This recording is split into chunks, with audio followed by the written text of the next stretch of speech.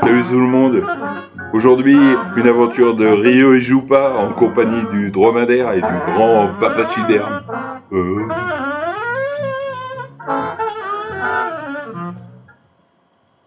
C'est le soir de la journée qui n'existait pas. Le grand papachyderme appelle le dromadaire.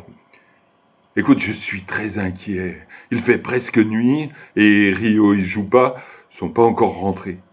Mais pourquoi tu t'en fais? Tu sais bien que c'est le jour qui n'existait pas. T'as allumé la lumière au moins? Non? Pourquoi? Allume. Fais ce que je te dis. Après, va te coucher, tu prends tes graines de papa et puis tu dors.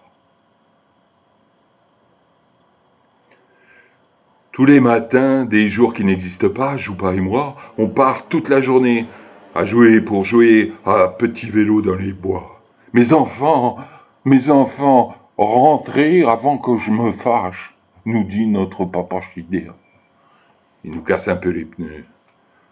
Nous, on est des explorateurs de la jungle avec des sandwichs sur la piste de la mine secrète du caoutchouc. On roule à fond la caisse en slalomant entre les tuyaux des arbres.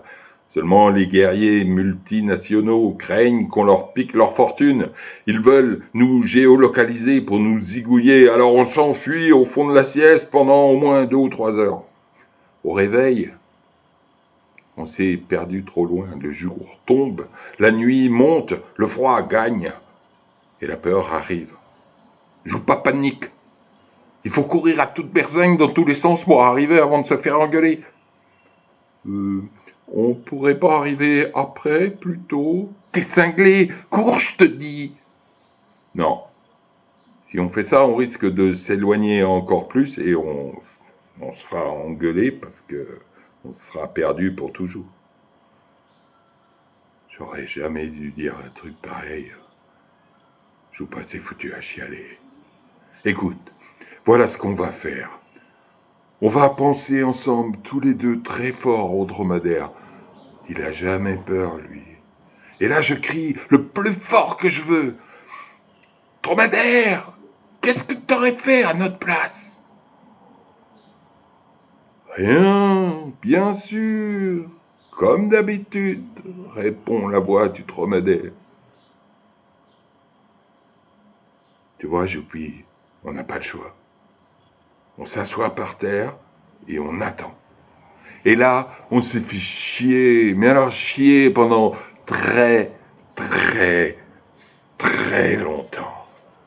À la nuit noire, c'était l'heure de manger. Alors comme d'habitude, le grand papachyderme a allumé dans la cuisine. Et nous, on a vu la lumière clignoter entre les tuyaux des arbres à caoutchouc. On était contents.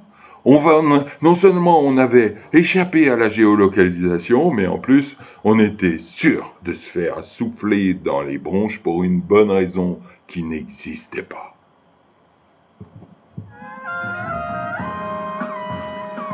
C'était les aventures de Rio et Jupa en compagnie du grand papachyderme et puis du dromadaire.